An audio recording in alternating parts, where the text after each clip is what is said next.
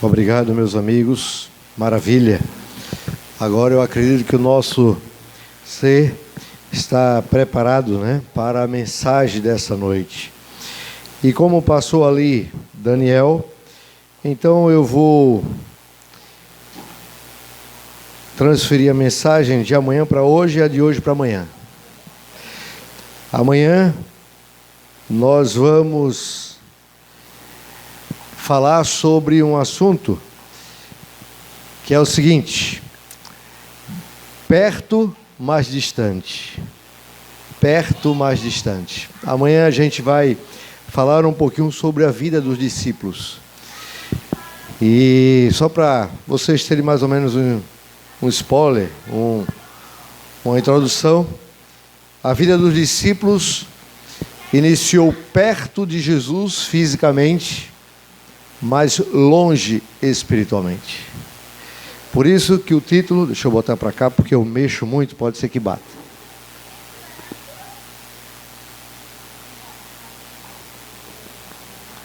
E aí amanhã a gente vai falar um pouquinho sobre justamente isso. A semelhança dos discípulos, nós podemos estar na igreja, mas ainda estar distante de Jesus, Mas hoje nós vamos falar um pouquinho sobre Daniel e os seus 3 amigos. Na realidade, nós vamos ver aqui 3 tópicos bastante interessantes. E aí eu queria começar pelo capítulo 1, a partir do 1 em diante do livro de Daniel. Aqueles que estiverem com a Bíblia, por gentileza, tá certo? Abrem aí a Bíblia. Vamos começar com a palavra de Deus nessa noite. E aí a gente vai discorrendo a nossa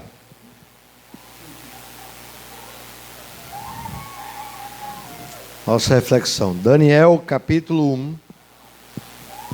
Aí nós vamos ler o verso 1 e depois nós vamos ler o verso 8.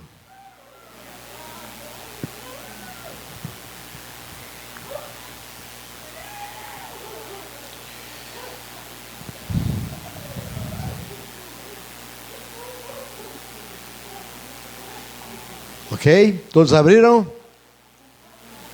Ok, bênção. Deixa só o nosso amigo aqui.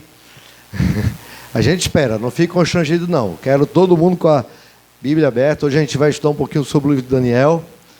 Tá? Conseguiu? Pode. Ok. Então vamos lá. Daniel capítulo 1, verso 1 diz assim: no ano 3º do reinado de Jeoaquim, rei de Judá, veio Nabucodonosor, rei da Babilônia, a Jerusalém e a sitiou. O verso 8 diz: resolveu Daniel firmemente não contaminar-se com as finas iguarias do rei, nem com o vinho que ele bebia. Então pediu ao chefe dos eunucos que lhe permitisse não contaminar-se. Sabe, amados, nós estamos aqui num contexto em que o povo de Deus estava em total declínio espiritual. Estava se afastando de Deus e por conta disso, Deus já havia profetizado, através de seus profetas, que haveria um tempo em que Deus iria, não abandonar completamente, mas Deus iria permitir que a nação judaica fosse então severamente, vamos dizer assim, castigada pelo inimigo. E nós sabemos que Nabucodonosor, ou seja, o grande imperador de Babilônia, ele investiu em Israel, em Judá, 3 vezes. E nesta aqui, então, Nabucodonosor leva, como vocês viram no vídeo, cerca de 10.000 pessoas. Por que, então, ele levou para a Babilônia essas pessoas? Eu falei para vocês, ontem, se não estiver enganado, que nos tempos antigos, no período em que Daniel ele vivia, as nações, elas ao guerrearem contra as outras e vencerem, então a perdedora servia a vencedora, ok? Então era costume do rei, juntamente com seu exército, trazer algumas pessoas como troféus de guerra. Era costume para mostrar às outras nações o seu domínio sobre aquela nação. Não traziam todos. Outros que ficavam lá a mercê, destruídos com a cidade, ou que eles então resolvessem ali sobreviver. Mas eles levavam, e geralmente, quando eles pegavam, eles faziam uma separação, como vocês viram também no vídeo. Os melhores, que eles achavam porte mais forte, mais bonito, mais inteligente, era levado para um local especial ali do palácio, para aprenderem as filosofias, os ensinamentos, a cultura, né? Sobre tudo ali, até mesmo a religião, para que então servisse ali no Palácio Real, e ali se tornasse, tá certo, governadores de províncias, como foram então os 3 amigos de Daniel, né? Que províncias eram essas? Todos os locais em que o rei vencia a guerra, tornavam-se uma província de Babilônia. Entendeu? Então, esses garotos tornavam-se então ali um tipo como se fosse um prefeito daquela localidade, para que então pudesse automaticamente cobrar impostos e outras coisas mais. E aqui nós vemos que quando Nabucodonosor fez essa investida, ele levou essas pessoas, e esses 4, a palavra de Deus evidencia que eles foram diferentes. Primeira coisa que eu queria que vocês parassem para analisar e tomassem como lição é que esses meninos, eles viviam muito bem, lógico, suas limitações em Jerusalém, em Israel, estava com seus pais, estava no meio do seu povo, servia o grande Deus Todo-Poderoso, e desde pequeno eles aprenderam com os seus pais a servir a Deus, independente dessas circunstâncias, independente dos problemas. E aí surgiu um problema, e é justamente isso que eu quero que você perceba. Queridos, problemas, aflições, eles não agendam na nossa vida. Ele não diz assim: olha, amanhã a irmã Marcela vai ter um problema. Não, problema eles surgem.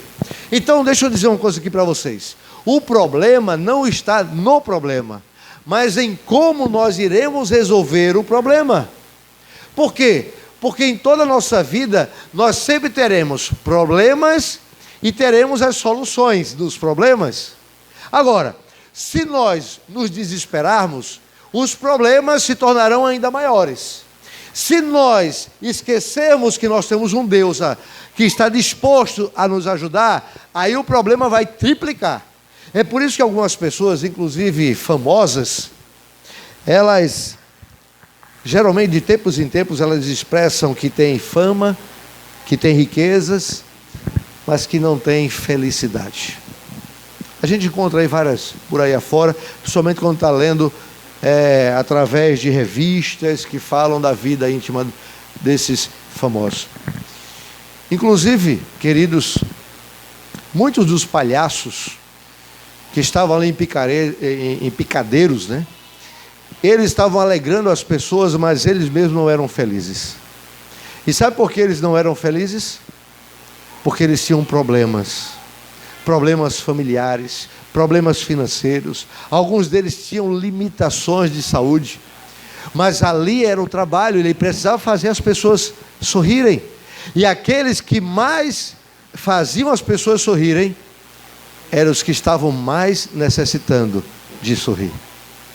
Então, amados, problemas, aflições, eles vão surgir. Cabe a cada um de nós buscar em Deus o verdadeiro sentido da vida e buscar em Deus as soluções desses problemas. O problema, queridos, é que quando a gente não coloca primeiro o reino de Deus, em primeiro lugar não coloca Deus, as outras coisas não vão ser acrescentadas, porque a gente vai olhar e não vai encontrar Deus. A gente encontra riquezas, a gente encontra famílias, a gente encontra famas, sonhos, amigos, lazeres, e Deus está lá embaixo. Quando a gente perde, ou se decepciona com amigos, ou perde riqueza, perde bens, a gente, meu Deus, cadê Deus? Está lá embaixo. Ele não vai poder fazer nada porque você deixou em último lugar. É mais ou menos como uma jovem. Ela fez uma ligação para uma agência de seguros. Já era mais ou menos no final do expediente, no final do dia. E quando o atendente lá atendeu, falou o nome da empresa de seguros, ela então disse: amigo, eu gostaria de saber como é que eu faço um seguro agora para a minha casa. E aquele rapaz disse: olha, minha senhora, vamos fazer o seguinte, vem aqui amanhã na nossa empresa e eu vou fazer o seguro. E ela falou: não, mas eu quero fazer o seguro hoje. Ele falou: olha, mas está muito complicado, porque já está no final do expediente, nós já estamos fechando aqui a agência e não dá para fazer o seu seguro. Ele falou: mas, meu amigo, você não está entendendo, eu preciso fazer o seguro hoje da minha casa. Sim, senhora, eu entendo, mas não dá. Até porque a gente precisa de alguns documentos da senhora. E sem os documentos, sem a sua presença para assinar os documentos, não tem como nós fazermos. E se a senhora sair de onde está para vir para cá, a agência já estará fechada. Então não tenho como fazer hoje, mas vamos fazer o seguinte: a senhora virá amanhã pela manhã. Nós abrimos às 8 horas da manhã e a senhora será a primeira pessoa a ser atendida nessa agência. E nós faremos o seguro. Quando aquela jovem senhora percebeu que não tinha jeito de convencer aquele atendente, então ela gritou pelo telefone e disse: meu jovem, você não está entendendo. Eu preciso fazer o seguro da minha casa agora, porque ela está pegando fogo. Sabe, amados, infelizmente, isso é uma experiência de muitos de nós. Nós só vamos a Jesus quando a nossa vida está sendo destruída. Quando o pecado está sendo, automaticamente corroendo a nossa vida de tal forma que nós nos sentimos envergonhados, nós nos sentimos, desprotegidos, nós nos sentimos fracos, e aí a gente olha e pergunta: Senhor, eu preciso de um seguro, eu preciso de uma solução, e às vezes a gente não encontra. Aqui, amados, a palavra de Deus diz que surgiu um problema na vida de Daniel e os seus 3 amigos. Eles saíram do ambiente familiar ainda jovem, com 16, 17 anos de idade, foram para uma terra distante, uma terra pagã, a começar não somente pelo alimento, mas também, além do alimento, foi mudado o seu nome para o quê? Por que foi mudado o nome? Foi dado um alimento impuro, porque geralmente, nesse tempo, os alimentos também eram, queridos, oferecidos aos deuses. E aqui, Daniel percebeu que não era somente porque alguns animais ele não comia, porque ele podia comer outro animal. Ele não podia, de repente, ali podia ter uma galinha, ele não podia comer? Podia. Ele não podia comer um peixe? Poderia. O fato de Daniel não querer comer dessas comidas do rei, é porque o primeiro sentido delas é que elas eram oferecidas aos deuses babilônicos. Esse foi o primeiro sentido para ele não comer. Obviamente que ali no meio tinham também comidas impróprias, como porco, camarão e outras coisas mais. Mas o primeiro ato de Daniel, ao não querer se contaminar, é porque além da impureza do alimento, tinha por trás um ato de adoração. Um ato de adoração incorreto. E aí ele diz que ele firmemente decidiu não se contaminar. Ele preferiu um outro alimento.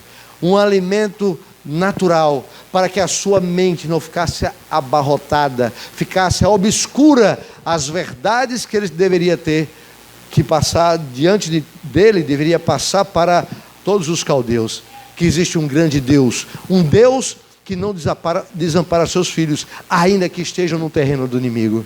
Sabe, amados, problemas surgem em nossas vidas, mas o problema é se nós estamos colocando o reino de Deus em primeiro lugar, porque as outras coisas vão sendo acrescentadas. Nós sabemos, amados, que no capítulo 2, então, depois de Daniel se mostrar mais inteligente, ele e os seus 3 amigos, o Senhor deu um sonho a Nabucodonosor. E sabe por que Deus deu esse sonho? Primeiro, porque Deus queria advertir do que aconteceria com Nabucodonosor.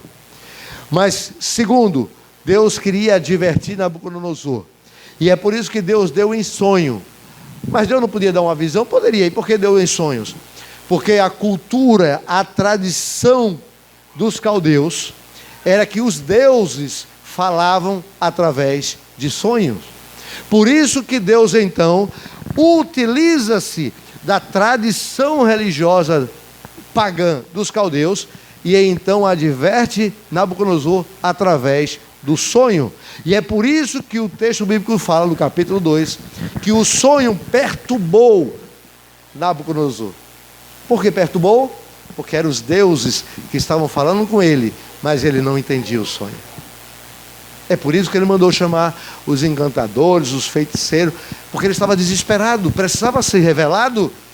Ele também estava com um problema, mas o problema dele tinha sido agravado por quê? Porque ele não conhecia o Deus eterno. Ele não conhecia que deveria buscar primeiro o reino de Deus, que precisaria colocar o reino do Senhor em primeiro lugar, o verdadeiro Deus.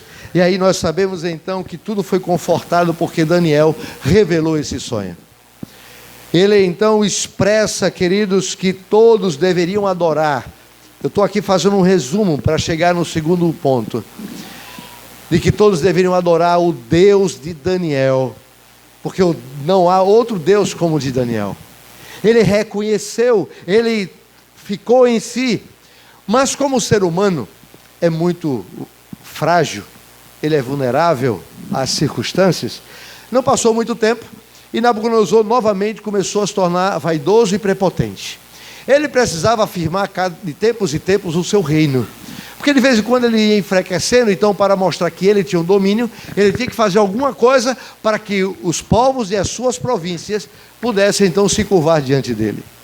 E uma maneira que ele achou foi, Deus me deu o sonho de uma estátua, só que na estátua dizia que ele era cabeça de ouro e o seu reino passaria para um que seria um reino inferior, como a prata é inferior ao ouro, mas ele não aceitava, por causa da sua vaidade e da sua prepotência. Ele deixou de focar o Deus de Daniel e voltou a focar nos deuses pagãos. Melhor dizendo, ele focou em si mesmo. Porque sabe, queridos, um dos deuses que nós temos que enfrentar não são algumas imagens e esculturas que tem por aí afora. O maior Deus que nós temos que enfrentar é o nosso próprio eu, que muitas vezes quer sobressair do lugar do Deus Altíssimo. Eu prefiro fazer a minha vontade do que fazer a vontade de Deus. Tem algumas pessoas que batem no peito, eu não sei se vocês já viram, mas tem algumas pessoas assim: eu não preciso de ninguém, o que eu quero, eu posso, eu faço. Tem algumas pessoas que falam assim, né? Coitados, a própria Bíblia diz que nós não podemos fazer nada sem Deus, nada poderemos fazer sem que Ele permita. Mas as pessoas estão batendo no peito e dizendo: eu quero, eu posso, eu faço. E ainda diz: eu não preciso de ninguém. Precisa sim, porque até para respirar ele precisa da bênção de Deus. Então Nabucodonosor vai numa planície de Dura, e ele então agora faz uma estátua toda em ouro. Aquela estátua, queridos, não apresentava somente o seu reino, mas aquela estátua ali representava o próprio Nabucodonosor, o grande imperador, o grande homem poderoso. E aí, então ele disse: olha, quando tocar todos os instrumentos, todos devem se prostrar. Ao se prostrar aquela estátua, indiretamente estavam se prostrando ao próprio Nabucodonosor, que se fazia um Deus. Por isso, queridos, que ali era uma questão de adoração. E a adoração, queridos, existe um limite que nós não podemos ultrapassar. A palavra de Deus fala aqui no capítulo 3 que Daniel não estava na planície de Dura, porque Nabucodonosor já conhecia o suficiente Daniel para saber que ele não iria se curvar. E como o rei não queria passar aperto com Daniel por amá-lo, ele possivelmente enviou Daniel para alguma província para que Daniel não estivesse ali naquela cerimônia de adoração. Só que o rei não sabia que os 3 amigos de Daniel eram tão fiel quanto o próprio Daniel. E aqui, queridos, no capítulo 16, aliás, no capítulo 3, versículo 16 de Daniel, é expresso algo fantástico. Pensa que eu fico encantado com esses jovens. Ele diz aqui, verso 16, aliás, vão 14 a 16, diz assim: falou Nabucodonosor e disse-lhe: é verdade, ó Sadraque, Mesaque e Abednego, Vejam que eles mudaram o nome para se assemelhar com os nomes dos caldeus, que era também uma adoração. Vocês lembram que, por exemplo, Daniel, toda a sigla, a raiz El, tem a ver com Deus. Então, Daniel significa El, Deus, e o resto, juiz. Daniel, Deus é meu juiz, é o nome de Daniel. Então, Emanuel, ou seja, Deus conosco. Então, toda vez que vem no final do nome, a raiz El tem a ver com Deus. Então, Daniel, Emanuel, Joel e assim por diante, tudo tem a ver alguma coisa com Deus, tá? E aí, os nomes têm esse significado, porque quando se botava o nome no filho de alguém, então revelava a quem estava adorando. Então, por isso que, como Nabucodonosor queria que aqueles homens adorassem os seus deuses, porque ele sabia quem adoravam, mudou o seu nome, pensando ele que ele também iria mudar de religião, vamos colocar assim bem aberto. Mas eles não mudaram. E aí é onde entra aqui. Por quê? Porque ali na planície de Dura, tocou os instrumentos e todos se prostraram, os caldeus e israelitas também. Lembra que foram cerca de 10 mil que foram para lá? Vocês acham que só tinha os amigos de Daniel ali, conhecedor do Deus eterno? Tinha uma multidão de judeus ali, que temeram a morte, porque deveria ser lançado onde? Na fornalha de fogo ardente. E eles se prostraram. O que isso tem a nos dizer? Sabe, amados? O cristianismo, ser cristão, não é ter compromisso com Deus. Eu tenho um compromisso de ir para a igreja porque tem uma semana de mordomia. Eu tenho que ir para o pequeno grupo porque a igreja diz que a gente tem que estar em pequeno grupo. Então eu tenho que estar em pequeno grupo para ninguém falar de mim. Eu vou ter que fazer uma classe bíblica, porque a Bíblia diz que se não tiver uma estrela na minha coroa, eu não vou para o céu. Então eu vou dar uma classe bíblica aqui para ver se alguém se batiza, né? Sabe, querido, cristianismo não é comprometimento. Cristianismo é relacionamento.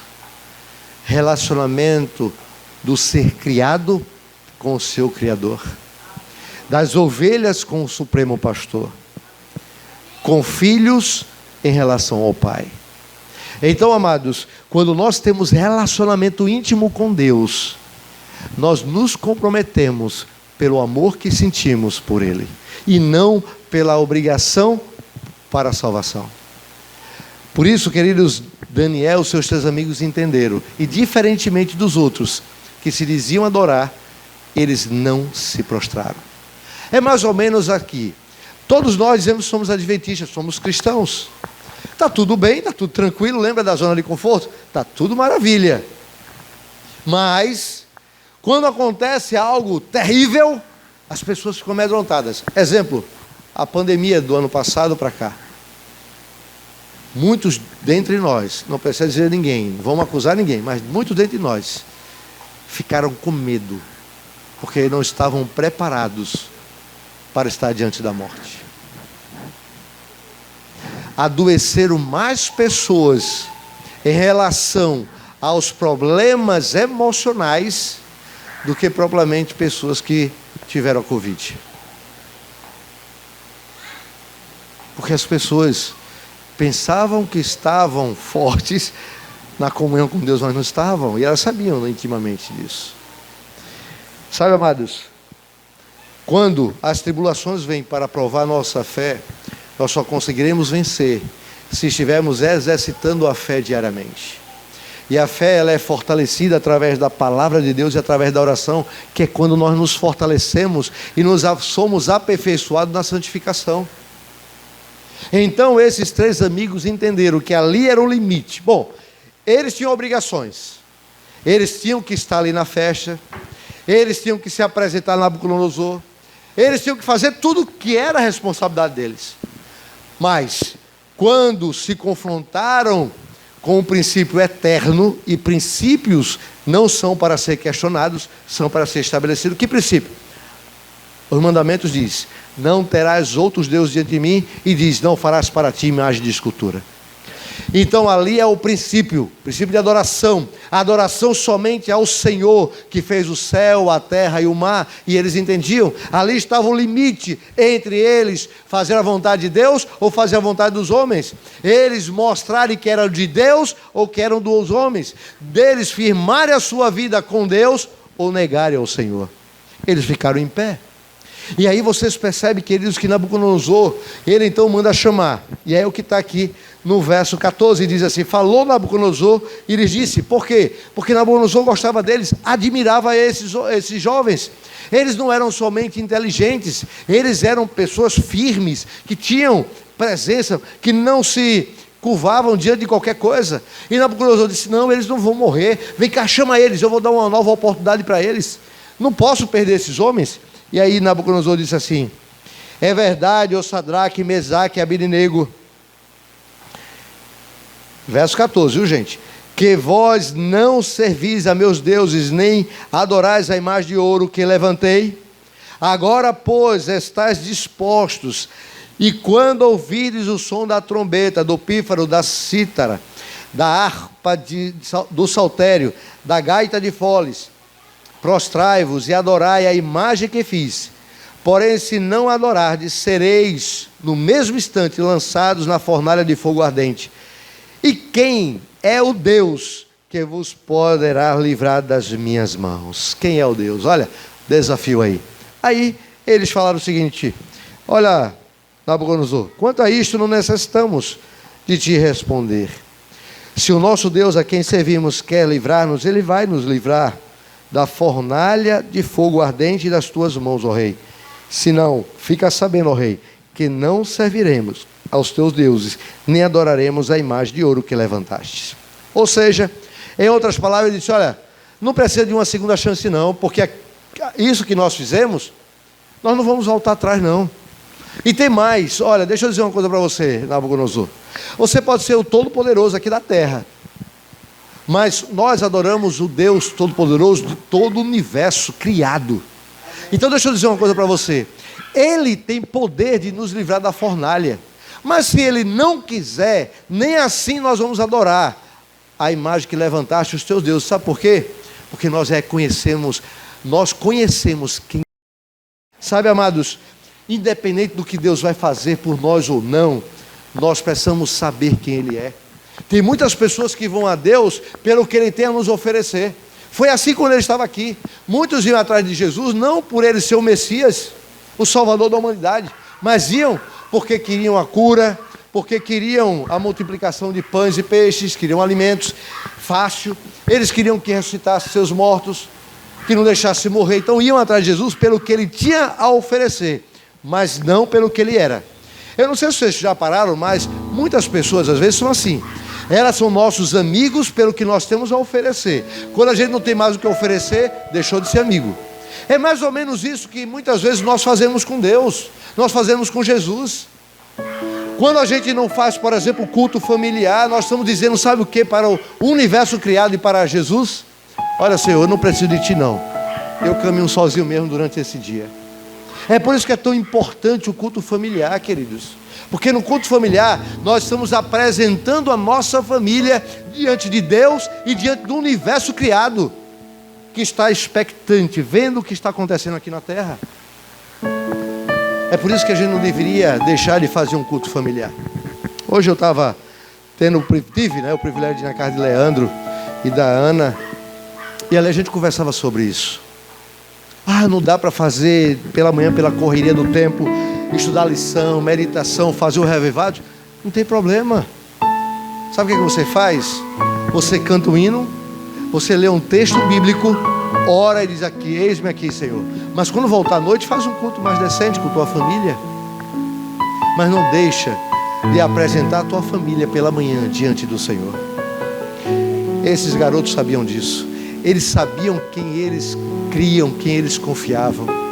A pergunta: eles foram livres da fornalha, sim ou não? Sim ou não? Eles não foram livres da fornalha. Eles foram lançados na fornalha. Presta atenção. o imperador pegou e disse: lance, e ainda fez mais: faz com que a fornalha esteja quente 7 vezes mais. Deus livrou ele da fornalha, sim ou não? Você ainda estão em dúvida? Não, não livrou. Eles entraram na fornalha. Presta atenção, gente. Vou perguntar de novo: Deus os livrou da fornalha, sim ou não? Não. Agora, Deus permitiu que o fogo consumisse? Aí é outra coisa. Deus fez com que eles não te perdessem a vida, mas eles foram lançados na fornalha. E sabe por que eles foram lançados na fornalha? Porque Deus, Ele simplesmente permite até o último limite das nossas forças para ver a nossa intenção do nosso coração e nosso íntimo. Sabe o que significa? Que nós vamos ter aflições, nós vamos entrar de tempos em tempos em fornalha, assim, sabe, com aquela chama 7 vezes mais ardente. E Deus vai permitir, mas Deus não vai permitir que essas aflições destruam a tua vida. Lembre-se sempre disso. Vai passar por aflição, mas essa aflição não vai destruir você nem a tua família, se vocês colocarem primeiro o reino de Deus. Esses homens entenderam isso. Então a primeira coisa que nós entendemos foi: problemas surgem, então o problema não é o problema, mas como vamos solucionar. Segundo, Deus permite que entremos na fornalha, mas não permite que a chama da fornalha nos consuma ou nos destrua. Por fim, nós vemos aqui no capítulo 6, versículo 10, algo fantástico. Capítulo 10 diz aqui que Daniel, mesmo sabendo de um decreto, que foi uma armação. Gente, deixa eu dizer uma coisa aqui para vocês, bem sincero, tá? E principalmente para nossa amiga aqui, eu não sei se a outra também está, mas eu estou sabendo que você vai firmar sua vida com Deus, né? Através da profissão de fé. E tem mais uma pessoa que vai ser batizada, né? E outras que estão se preparando. Deixa eu dizer uma coisa para você. Não pense que a vida de vocês vai, assim, ser de 1000 maravilhas. Não vai. Pelo contrário. A própria palavra de Deus diz que nós somos, como é que eu diria, espetáculos para o mundo. As pessoas vão observar e vão ver. Como é teu nome? Catiane. Oi? Tatiane? Ok, Tatiane. Tatiane, quando você firmar os pés e assim: Senhor, eu sou tua completamente. Aí, ó, Satanás e os demônios vão ficar olhando. Eles já estão irados por causa da tua decisão.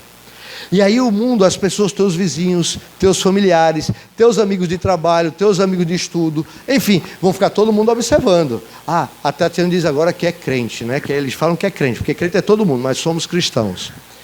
E vai olhar: ah, se a Tatiana der um passo de falso, oxe, ele não é crente, olha aí, cadê a santinha? Queridos, isso são artifícios de Satanás para nos desmotivar na caminhada do Senhor. Sabe o que é que vai nos fazer ficar firmes? É o que Daniel fazia. Diz aqui, verso 10 do capítulo 6. Daniel, pois, quando soube que a escritura estava assinada, entrou em sua casa e em cima no seu quarto, onde havia janelas abertas do lado de Jerusalém, 3 vezes por dia. Quantas vezes mesmo ele orava? E se punha de joelhos e orava e dava graças diante de Deus, como que? Costumava. Era um hábito de Daniel orar especificamente durante 3 dias, ou 3 vezes ao dia, perdão. De manhã cedo, ao meio-dia e no pôr do sol. Ele estava ali orando. Podia estar chovendo, fazendo sol, podia ter decreto ou não decreto. Ele tinha um compromisso com Deus e ele não abria mão. Amados, deixa eu dizer uma coisa para você. No dia em que você não abrir mão do tempo, das 24 horas que você reservou para Deus, haja o que houver, seja um dia turbulento, corrido, o que for, vocês vão ver a mudança e as bênçãos mais claras sendo derramadas na vida de vocês. Sabe por que muitas bênçãos a gente não consegue enxergar, perceber, e até mesmo a gente não consegue receber de Deus? Porque nós não estamos priorizando a Deus. Quando nós passarmos a priorizar mais a Deus, nós vamos ter uma visão mais ampla, muito mais ampla, não somente do plano redentor de Deus na minha vida, mas nós vamos ter uma visão melhor de quem é Deus e como nós devemos adorá-lo. Sabe, amados, deixa eu perguntar uma outra coisa para vocês. Através desse decreto, Daniel foi lançado na cova dos leões, certo? Deus livrou ele da cova dos leões, sim ou não? Não, ele foi lançado. Olha, aprenderam rapidinho, né? Eles foram lançados. Mas Deus permitiu que os leões fizessem algum mal a Daniel? Não. E olha que os animais estavam famintos, porque naquela época eles deixavam os animais durante um longo período de tempo. Eu não sei dizer especificamente se foi uma semana, 15 dias, um mês, eu não sei, mas bastante tempo, para que quando alguém fosse lançado na cova dos leões, eles estraçalhassem rapidamente. Daniel foi lançado. O texto bíblico diz que quando Daniel estava lá dentro, o anjo já estava esperando Daniel. Sabe o que significa, queridos? É mais uma lição para nós. Quando o mundo quiser nos fazer mal, e nós tivermos que entrar numa cova de leões ou numa fornalha, antecipadamente Deus já envia o seu anjo para nos proteger. Eu chego a me arrepio, sabe? Porque esse Deus, Ele sabe todas as coisas. Antes de nós mesmos pedirmos a bênção, Ele já está preparado lá para nos dar. Ele só espera o momento certo de nos dar, porque Ele precisa saber se verdadeiramente nós estamos dispostos a receber, se nós verdadeiramente confiamos nele. A tempestade, queridos, vem simplesmente para aperfeiçoar e nos fortalecer a fé, para dizer assim: eles verdadeiramente me amam. Porque quem ama não expressa só em palavras, mas principalmente em atitudes, em ações. Como é que um homem diz para a mulher: eu te amo, e é capaz de bater, de maltratar e até matar a mulher? Isso é amor? Não, mas ele passa a vida toda dizendo que a ama. Então, querido, deixa eu dizer uma coisa. Se nós queremos ser cristãos em essência, nós não podemos apenas falar que amamos a Jesus. Nós temos que vivenciar Jesus. E para tal, é necessário buscá-lo diariamente. Eu termino com um pensamento da senhora White, que diz assim: grandes e gloriosas coisas Deus preparou para os que o amam. Grandes e gloriosas coisas Deus preparou para os que o amam. Anjos olham para o futuro com a mais intensa expectação, aguardando a vitória final do povo de Deus. Ou seja, os anjos já estão arregimentados e preparados para vir. Estão só esperando a ordem do grande general, do grande comandante, para dizer vamos, e eles já estão prontos. Mas Deus está esperando a nossa vitória. E a nossa vitória só se dará quando todos nós estivermos preparados. Talvez, queridos, Deus não tenha voltado ainda, porque eu, pastor Gustavo, preciso me preparar melhor. E Deus está me dando essa oportunidade para que eu reconheça o erro que estou cometendo e me volte mais intimamente para o Senhor. Talvez, minha querida, não lembro o teu nome. Como? Heloísa aqui? É Natália? Eu quero saber dela. É Natália? Sabe, Natália? Talvez Jesus não tenha voltado, porque Ele está dando um tempo para que você reconheça-o e busque de todo o seu íntimo, todo o seu coração, mente, corpo, alma, completamente, sem reservas, para que você diga, quando Ele voltar: eis o Deus a quem aguardávamos. Sabe por quê?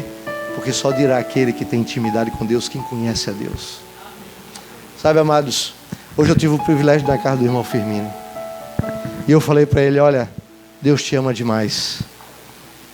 Ainda que ele tenha passado por uma tribulação recentemente, que foi a sua amada, que está dormindo, guardada, continue perseverante, porque a bênção vai vir quando ele voltar. Além do Senhor ser transformado e ir com o Senhor, Ele vai dar a sua princesa de volta.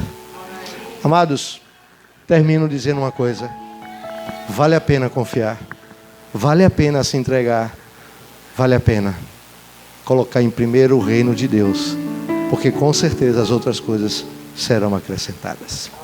Amém. Vamos ficar em pé e vamos orar então.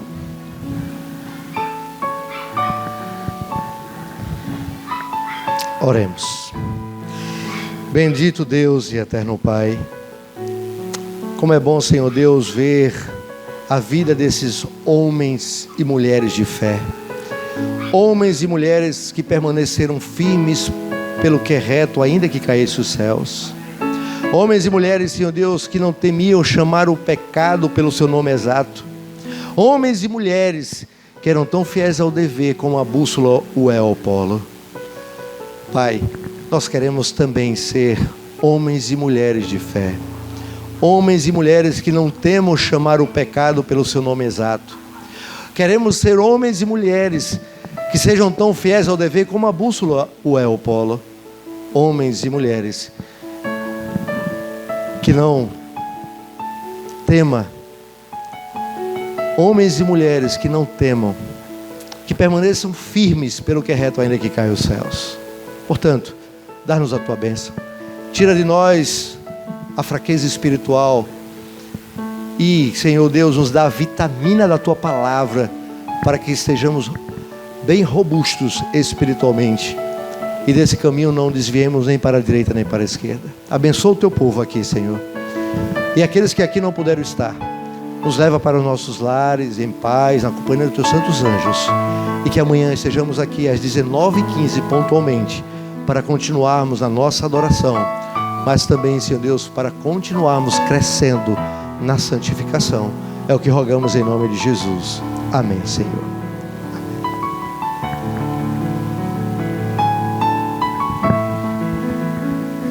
A Igreja de São Bernardo agradece, ao pastor que mais uma noite esteve aqui conosco, ministrando a palavra, e a cada membro, e a cada amigo visitante que nos prestigiou a Deus com sua adoração.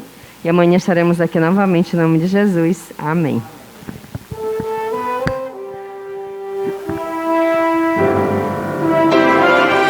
E a Luísa, por ela ter prestigiado a Deus com sua voz. Amém. Só existe lugar